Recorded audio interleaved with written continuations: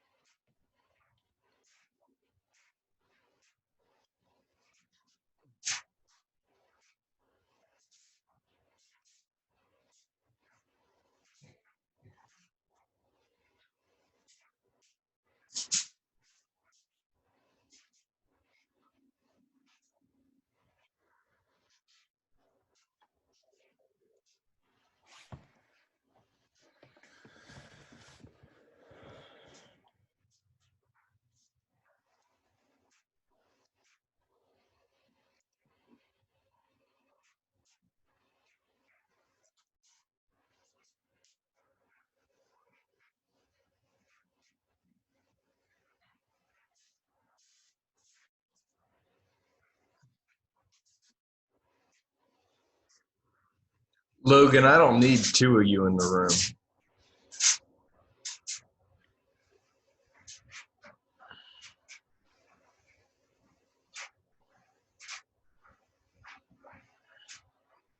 Hey, Coach Walker. What's up? I'm trying to get in with my computer, which I thought it was already doing until I saw the time. So I hopped on my phone, but I'm going to see if I can get on with the computer in a few. Is it going to be quick? Because I got to lock the meeting. Yeah, I'm putting in a number right now for it. Okay.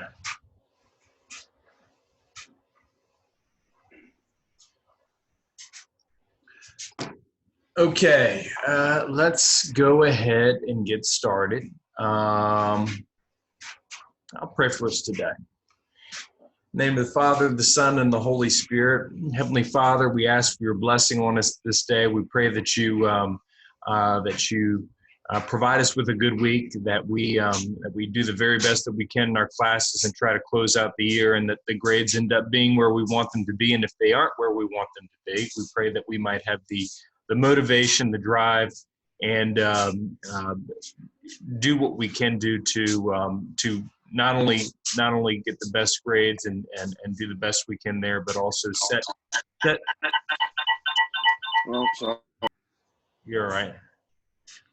Set the example for others in terms of how you would have us conduct ourselves and how you would have us live our lives. In Jesus Christ's name we pray, amen. In the name of the Father, the Son, and the Holy Spirit. And now for a quick pledge of allegiance. I pledge allegiance to the flag of the United States of America and to the republic for which it stands, one nation, under God, indivisible, with liberty and justice for all. Okay. All right, guys, how we doing today? Good weekend? Yep. Let's see. Oh, who said yes? Somebody said yes. Bigelow, give me a weekend highlight. Had a good Mother's Day. Oh, yeah. What'd you do for Mother's Day? Just honestly couldn't really get out of the house, so we just watched movies and spent time as a family.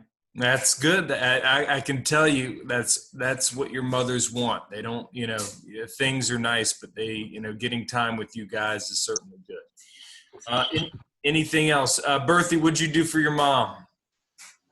I cleaned the house. You cleaned the entire house? Well, yeah, with my siblings. Okay, very nice. How many siblings do you have, just out of curiosity? 8. 8? Well, that probably took like an hour? No, I had to throw kids off the couch to get them to help me. Because the kitchen needed help. Okay, so you were the slave driver in this case. Yes, sir. Man, that kind of freaks me out there, Berthy. If you're the one who's pushing people to do things, that does not speak well to your siblings. Okay. All right. I'm just cooking you a little bit, Berthy. It's all right. Sam Saunders, what'd you do for your mom? We had a nice dinner with her. A nice dinner. What'd you have? We had steak, baked potatoes, and green beans, I think. I can't remember. Okay, that's solid. That's good. John Davis, what'd you do for your mom? You better done something for her. She's working hard at the hospital. I went to the beach and then we helped her clean the carpets at the beach. Okay, you guys have a beach house? We have a beach condo. Okay, must be nice. Sir. If you get a decent grade out of this, Davis, I expect a weekend offering. I don't know, sir. Okay, all right. We got to be under the table about that. I can't be announcing that in front of the class. All right, very good. So let me tell you guys about kind of what's going on here to close out the year. You guys, we have 4 classes left, including this class. Not a whole lot of time. Okay, so we're going to wrap up whatever notes we did finish last week. I think it was like a slide maybe. And then we will get into World War II today. We will take our last section of notes that will appear on the test, and I'll explain what I mean by that in a second, on Thursday. And then on next Tuesday, we will take our test. I want our test to be, it's going to be like the last test you took. We're going to take on Flexi Quiz, like we're taking quizzes, like we're taking the test. So that will be on Flexi Quiz, and we will do it during a class session like this. In other words, and the reason I want to do it that way is, one, it gives an opportunity if you have questions to ask me if you're confused about anything, and two, I think what I will do is I will give you a little bit more time to take that test than you might if you took it by yourself. Does that make sense? Then, Monday? Go ahead. You mean Monday, not Tuesday? Yeah. Sorry. Yes, Monday. Whenever I say the off day, it's just because I'm thinking about the other class or something like that. But you guys can read between lines next Monday. So and then the last class that we will have together will be the following or Wednesday of next week.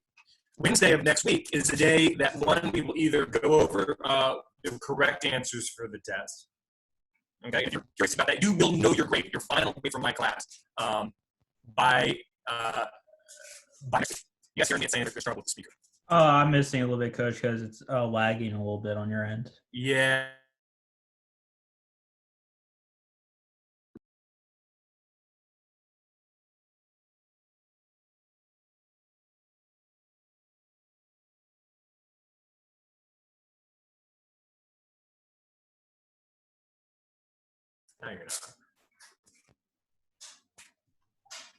Are you getting anything that I'm saying? It's a little better. A little better? Okay. We will go over the test next week or next Wednesday, and we will go over the very last section of World War II, only for those people who want another class for grade. Okay? Only for those people who want another class for grade. We'll end up missing that last unit before we get on the test. So that none of that information will go over next Wednesday. Obviously, we'll appear on the test, but that'll be a very last unit of World War II. I think it's how we wrap it up. And if you're curious about World War II ends, if you want to talk about it, if you're just interested in it, it might be a class for you to come by. If not, and if you're happy with the grade, you do not have to. Everybody understand what I'm saying? Okay, please not, because I'm not even 100% sure you can hear me right now. So You're still breaking up. Yeah, I know. It's saying I've got a notification at the bottom saying it isn't working. Worst case, I'll show you guys slides today, and you'll get what you can from it. Questions?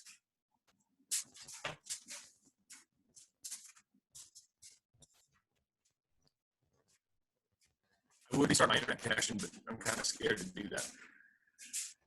All right. If there are no questions, I'm going to share with you warm-up time for today.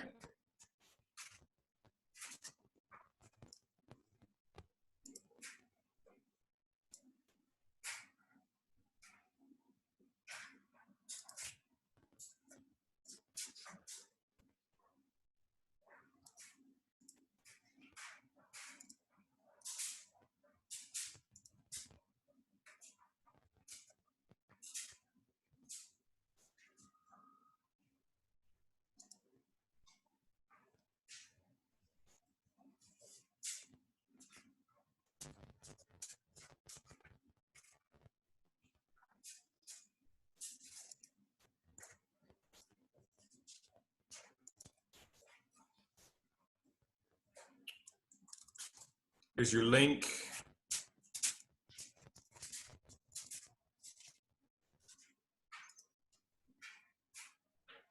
We should be familiar with this idea of appeasement. I want you to look at the cartoon, answer the questions. Coach Walker, I'm on my phone, by the way. What's that? I'm on my phone, so when I go. That's all good. If you have to stop your camera for a bit, that's fine.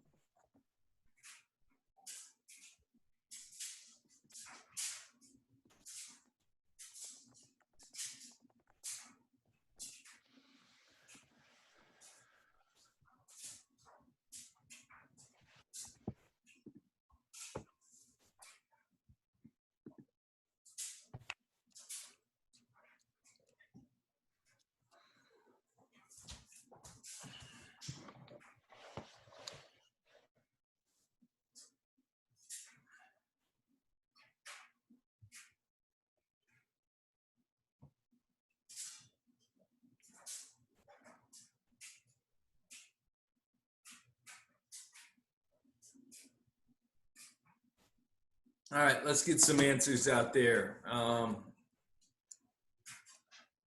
So what does it mean? What does it mean to appease somebody? Somebody besides Bigelow. I know Bigelow's about to talk. Let's see, Terrence Rose. What does it mean to appease somebody?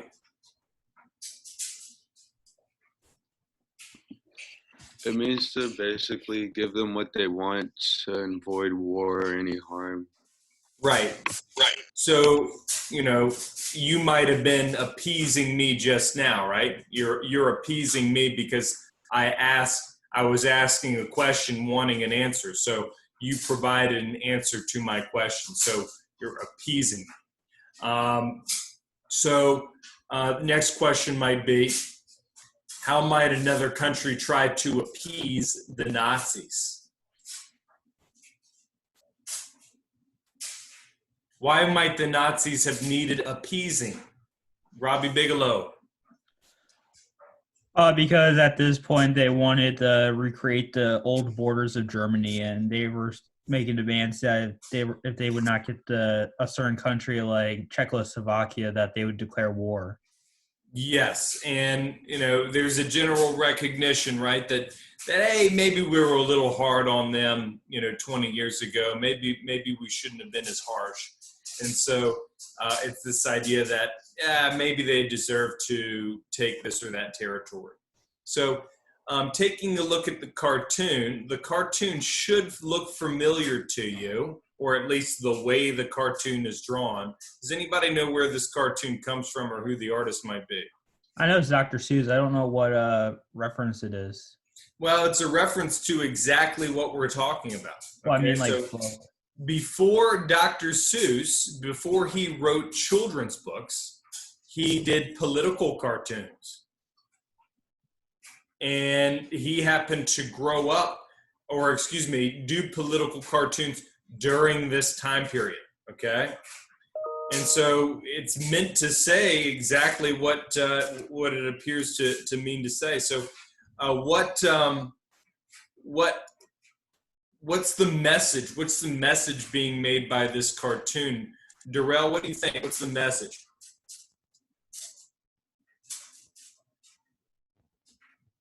You're muted, Darrell. Yeah. All right, so I think it's a message because all the Nazis are going to this one person with this candy, and they coming with all these ideas and all these appeasements. So they trying to I guess this one person is looking around and trying to see which one they wants to give something to, but they're all the same person for real. Yeah. Okay. You get what I'm trying to say? You're on the right track. You're on the right track. I think I'm still looking for the overall meaning. Berthie, what do you think? I think it means you can't appease the Nazis because you're such a little guy trying to figure out those what are the snakes. Okay, that it can't be done. So Dr. Seuss, you would say, is not in favor of the policy of appeasement. Is that fair to say? Okay. Gary, let me ask you this. What do you think is kind of the handwriting on the wall for this guy trying to appease these monsters? That he's like a smaller, but he can't do anything. He's trapped. What's going to end up happening in this scenario? They're just going to get rid of him. Yeah, he's not going to be, but he's going to run out of lollipops, right? So what's going to happen when he runs out of lollipops? He's going to die. Yeah, that they're going to go for him, that they're going to end up going for him. Have you guys raise your hand if you've seen the original Jurassic Park. Nobody's, okay, oh my gosh, wow. Okay, so you guys need to watch it. I'm not talking about the Chris Pratt one. I'm talking about the original Jurassic Park. Joseph Fox, you raised your hand, yes? You did not? Parker Doodle. What happened? Do you remember when that fat dude was trying to steal the serum? What happened to him? He got eaten by a dinosaur, didn't Yeah, what did he do to him before? What did he do to the dinosaur before he was taken down by it? Did he like tease him or something? He was trying to feed him. He like threw Yeah, he gave him a crackers candy at him. bar. Yeah, I thought he gave him a candy bar or something like that. Yeah, he gave him a candy bar, and eventually he was out of it. And so, the dinosaur just kind of thought, this guy's got food. He must be food himself, and just took him down. So that was kind of the idea there. Similar idea here. So, if we compared the Nazis to these monsters, we can see that appeasement is not a policy that's going to work, that it's going to end up in disaster. So what I'd like to do is kind of refresh ourselves, get back to where we were last Wednesday, and maybe kind of catch up with where we were. So so I'm going to stop sharing this screen, and I'm going to share this screen. Okay, so I think we got through most of the slides on this. I think we may have one more left. By the way, since I'm thinking about it, you guys do have homework. It's just another textbook reading. It will be the last assigned textbook reading that you guys have. It's just talking about the between the war period. With this, Germany, how was Germany mismanaged prior to World War I, or excuse me, prior to World War II? In other words, what enabled Hitler to take control? A big part, the economic downpour. Economic depression. So, and just kind of, it's kind of weird sometimes how things parallel. Did anybody see what the current unemployment rate is in the United States? I didn't see the number, but I know it's like getting close to the Great Depression. It's now at Great Depression levels. It's the worst it's been since the Great Depression. Now, it's not the worst part of the Great Depression. I think our unemployment rate right now is 14.9, so it's almost 15%. Just to give you a frame of reference, during the recession, when I graduated college, it was I think around 12%. So it's the worst it's been since I've been living, and your parents and your parents and grandparents as well. Just as a result of this coronavirus situation. So something to keep your eye on. I can tell you're only going to hear more and more about people wanting to relax restrictions and just kind of get things back to normal. You're going to hear more and more about that. Anyway. Severe inflation, I think we got here, we got through talking about the Great Depression, and then we talked briefly about the rise of fascism. Cole Carmen, what's fascism? It's like a political view that, I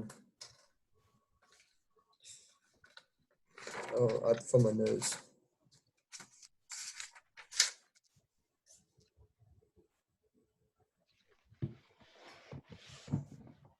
The form of far-right authoritarian ultra-nationalism governed by a dictator.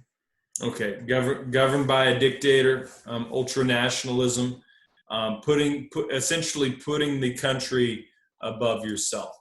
And then we talked about two specific dictators. I love this, baby pictures of the dictators. Some of them fascist, some of them others. So, this one obviously is Hitler. His haircut is amazing, amazingly awful. And then you've got Mussolini down here. Then you got anybody know who this is? Stalin. Yeah, there's our guy Stalin. Same haircut that he's going to rock for many years. Okay, so that I think brings us here, and I don't think we had finished writing this down. So just go ahead and make sure you started. We never started, right? We never got it. Okay, so I know that I did get to it with some of your classes. So just make sure that you end up getting this.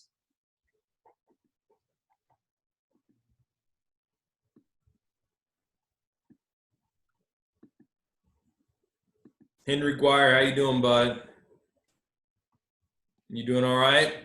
Yes, sir. Okay. Haven't seen much of you.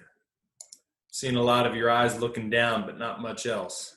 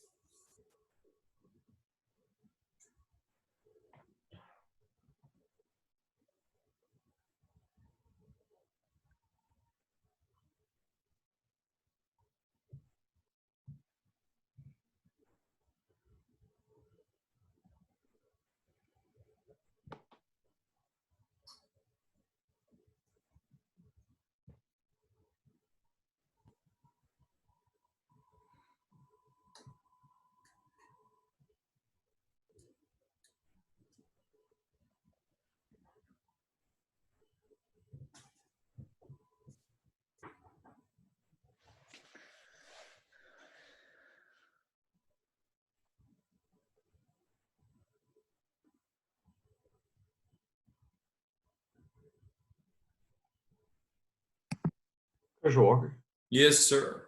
I use the bathroom real quick. John Davis, there's not a whole lot I can do to stop you from doing that. I'll be right back. Okay, demerits.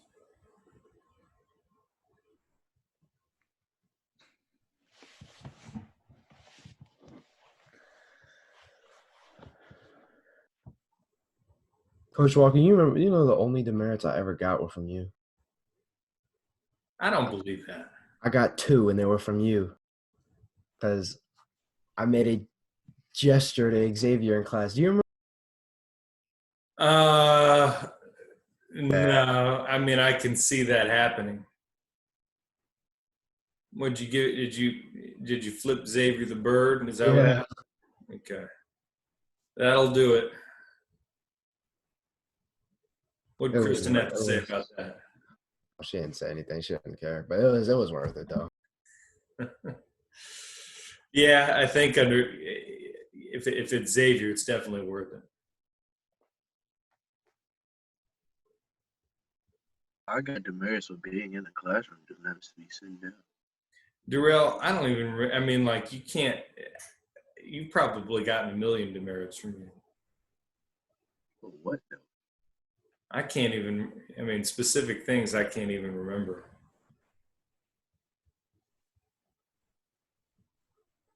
Like, have you ever gave me demerits for just like jokingly? No, all the demerits I give you are very serious. Remember the demerits I gave you for, for being too large? Demerits. Right. Oh, he took it, D. Don't you think I know that, Davin? It was a safety thing. It was a safety thing, Darrell. I was worried about my classroom floor. Yeah. So you be worried about hitting your head coming through the door. Oh, there we go. Yeah. There it is. Hey, Coach Walker, are we going to start the school year the same time we did this year? Next year? No, it's after Labor Day. Yep. Is that longer or? It's Bro, the you same time- even going to school? It's the same time as public school. Yeah, Coach Walker, are we even like going to school yet? Like, do we know if we're gonna actually be going to school? No. Huh? No. Because they're thinking about moving football season to spring. What? What? Oh. What? Whoa, We don't play this fall. They're gonna move it to spring. Bro, Gary, Well, no, because how? Gary, I don't know about all that, Coach. Oh, they will. No, they won't. Because I think that's what they're gonna do with the public schools. We are private, not public. Yeah, I know, but if everybody else starts doing it, just like when we close, we What's have. the matter to you, Xavier? He plays baseball. Baseball. Well, he's got to make the varsity team. Whoa, Coach. Oh. He's gonna be a junior, so it's gonna be hard not to make that.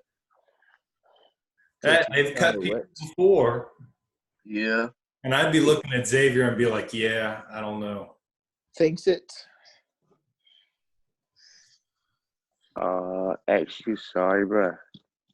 No, I'm not sorry. I did not. Coach Sean's going to be coming to me. He's going to be like, what do you think about Xavier? You're like, ugh. You're most definitely the last person he's coming to. Yeah. Lets balls fly over his head. Most Coach, didn't you play for a men's league? I did play for a men's league. We was trying to come support you, but you would never tell us where you would go. Yeah, bet you they lost every game. No, actually, we were runner-up in the championship game. All right. Who was pitching? Weren't you on the bench, Coach? I was on the bench for that game, but I played a lot. He said he came back. I played a lot. You can't pitch every single game. They don't want you in when I just didn't end up pitching that game. Most important one. Yeah. You would at least got an inning or two or something. I did in the previous game. No, we're not talking about that. We're talking about a championship. Well, I couldn't. I pitched the previous game. We need to get past that other team to get to the championship game. I was like, Coach, we get 3 pitches, 3 outs. 3 pitches, 3 outs. I bet you. Me? No. Yeah, you should have said that. I mean, I started pitching much better at the end of the season. The beginning of the season was rough. But once I kind of got my feet under me, it was all right. All right. So both Italy and Germany are going to feel cheated by the treaty, TOV, Treaty of Versailles. If you don't know what that stands for, go ahead and write that down, please. Even though Italy was on the winning side, they were hardly given any territory. Okay.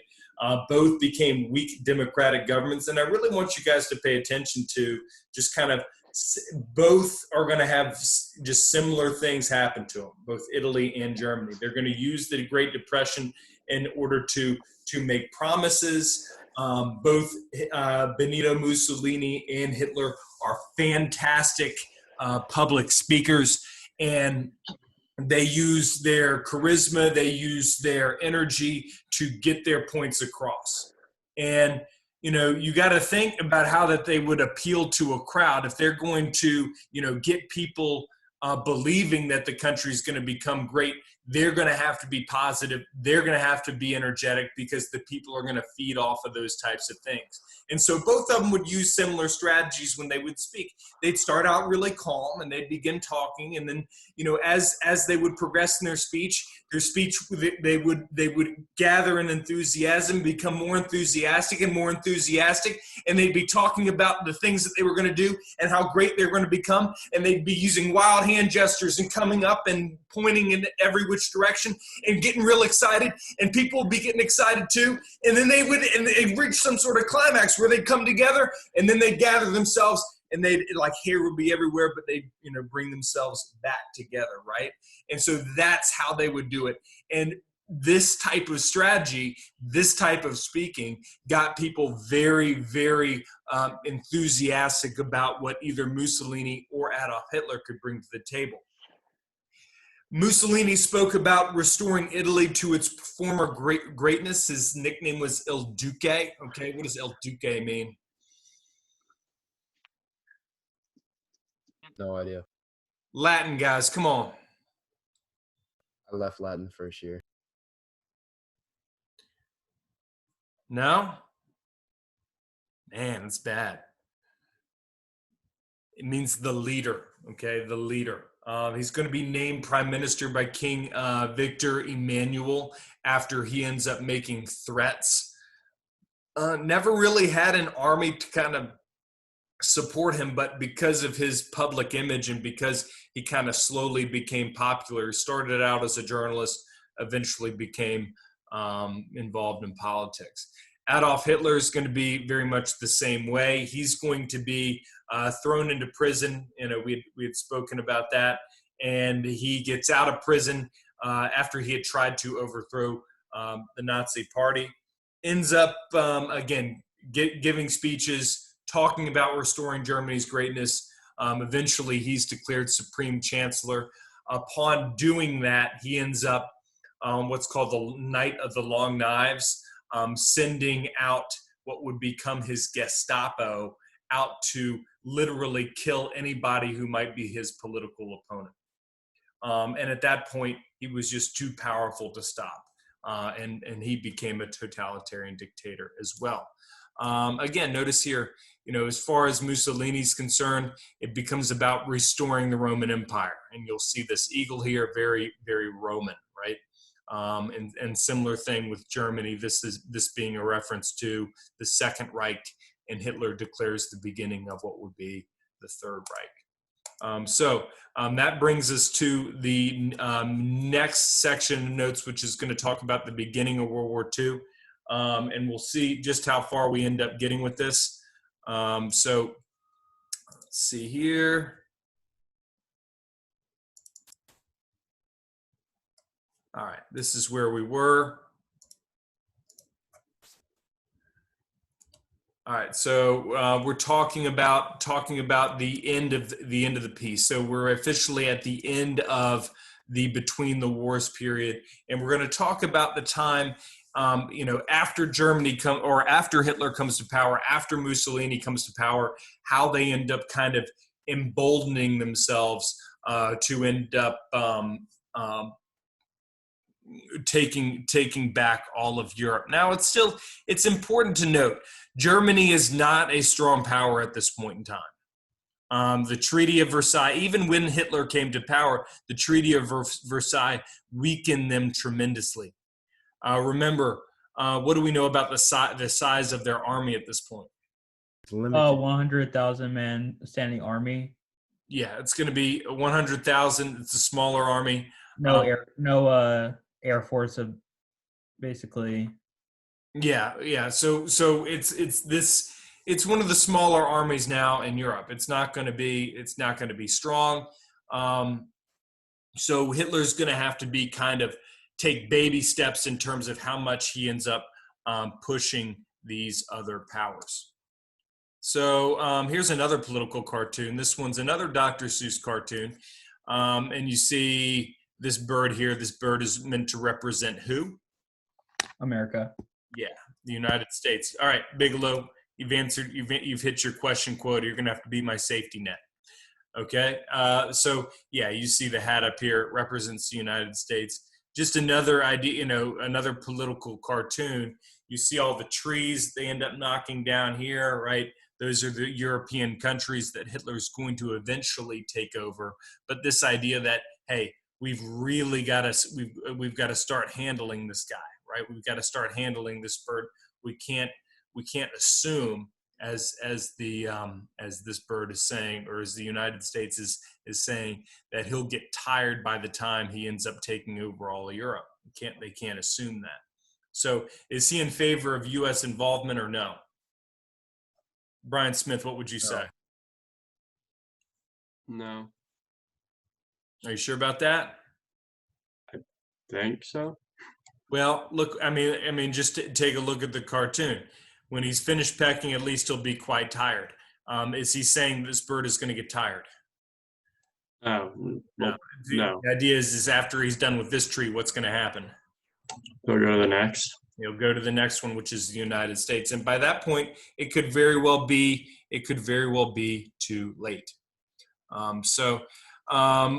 Just again, establishing some context with the League of Nations in the 1920s, the League of Nations is working, but there is disagreement on what exactly to do about Germany. Do you be really harsh with them? Do you be lenient on them?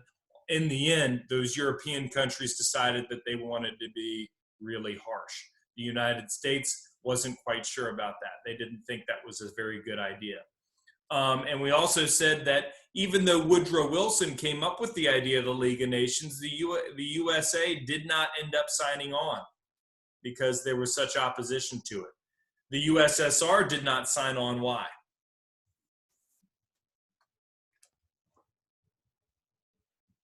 Henry Guire, why didn't Russia sign on during World War One? What happened at the end of the World War One that would cause them not to sign on? Henry Guire.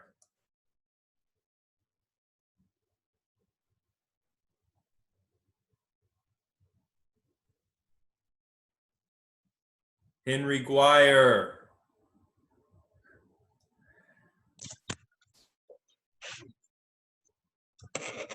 Sorry, lagging a bit. So could you repeat that? All right. Let's see. John Davis. What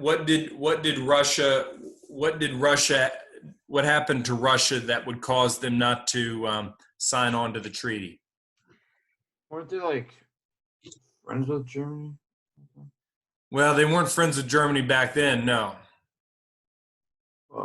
Did they take like a hard hit after World War One? We spent a whole unit talking about what happened to Russia. Oh, no, wait, I know. They had like a civil war. Yes, gosh, yes, they had a civil war. We spent like 2 weeks talking about the civil war they had. Thank you, John Davis.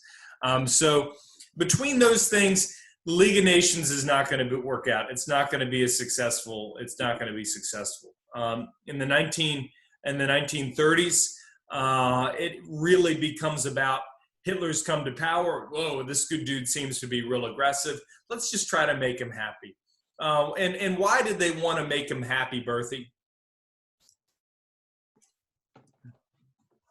To avoid conflict. But why was conflict? I mean, they weren't so scared of World War One of conflict in World War One. What's changed? Two pendulum screws. I don't know if they replaced the adhesive or not, so I'm just going to heat it up on the heating pad. Okay, let's get her open. Well, Good. You good there, Brian Smith? Yeah, sorry, sir. What's he heating up over there? What's he heating up over there on the heating pad? It's just my like I have a cooler on my laptop and I forgot to turn it off. So. Oh, okay. Well, hey, don't do that. You start a fire. All right. Let's see. Well, I can't even remember what the question was. Why are those other European powers, probably Bigelow, why are they going to want to avoid World War II? Because why they want to avoid it is probably because they saw the conflict that World War One and the complete devastation and tragedy that was caused by World War One and their decline in their population. Yeah, I mean, and they're not that far away from it. They're 20 years away. It's basically one of your lifetimes away from that, which isn't far. They still are feeling the impact of losing that generation of men. So that's going to be the main reason. So let's talk briefly about key aggressions during World War I or during World War II or the lead up to World War II. Japan is going to be another country that just, again, kind of treated badly from the Treaty of Versailles, even though Japan, whose side were they on in World War I? Allied.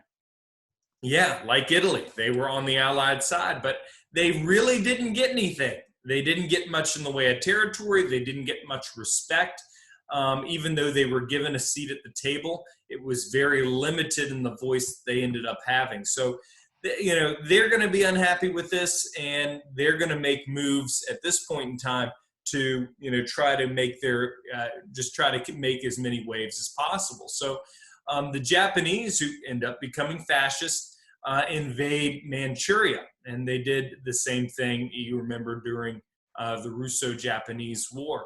And it ends up being a pretty awful thing. They end up killing thousands upon thousands of Chinese people and taking that part of China.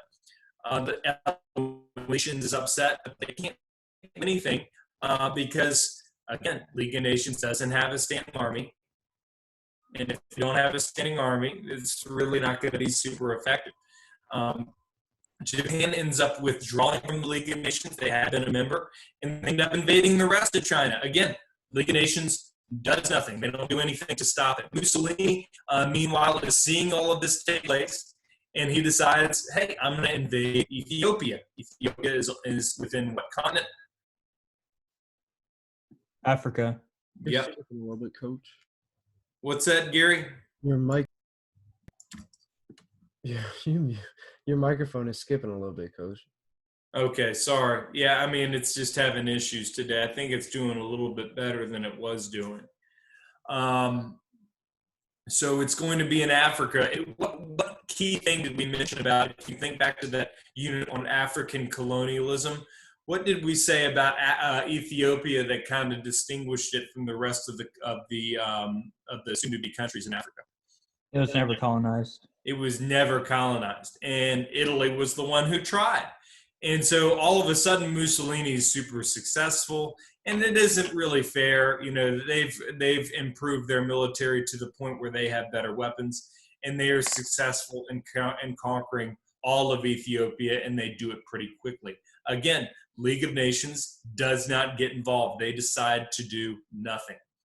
Germany ends up violating the Treaty of Versailles by sending 100,000, by increasing their army of 100,000 and sending it into the Rhineland.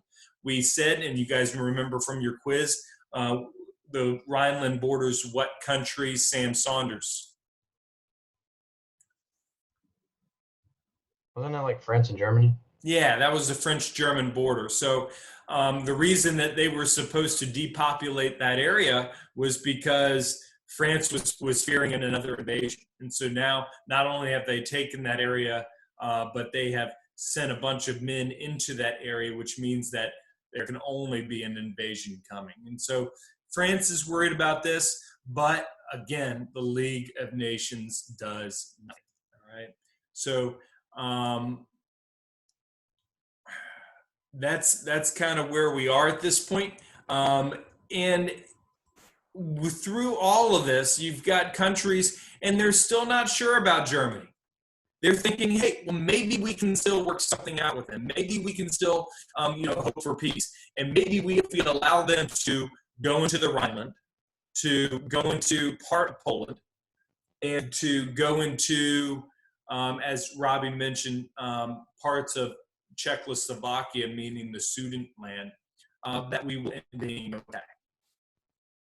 And so you end up having this policy of appeasement where countries just do not want to start up this fight again because they know exactly how awful it's going to be if they do. But it's almost because they don't start it up that it becomes worse and worse of a situation. And so I will put it back. I'm just going to show you a couple other things. This is a picture into Manchuria, lots of resources here. That's why they went to that area. Japan already had Korea. They had won that in the Russo-Japanese War. And then, Mussolini did have colonies in Eritrea and Somaliland, and they just used that as a launching pad to go into Ethiopia and take that area.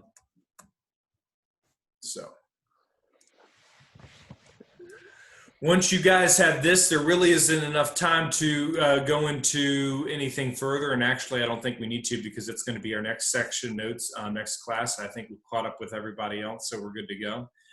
So once you guys have all of this, you're good to go. You said when is our test going to be? So you've got homework, a textbook, homework assignment this coming week. It's all in class documents. You've got a test coming next Tuesday. Okay, it'll be on this section of notes, all the notes we've gone over this point, this section, and then the notes that we do on Thursday. Monday, sorry. Okay. Monday, Wednesday. Sorry, Coach, I missed it. When is the next homework assignment due? Wednesday. Wednesday? Cool. Mm-hmm. All right, I'll see you, Coach. Thanks, Coach. All right. See you, Mr. Walker. See you Thank later. you. All right. All right. See you, Coach. See you later.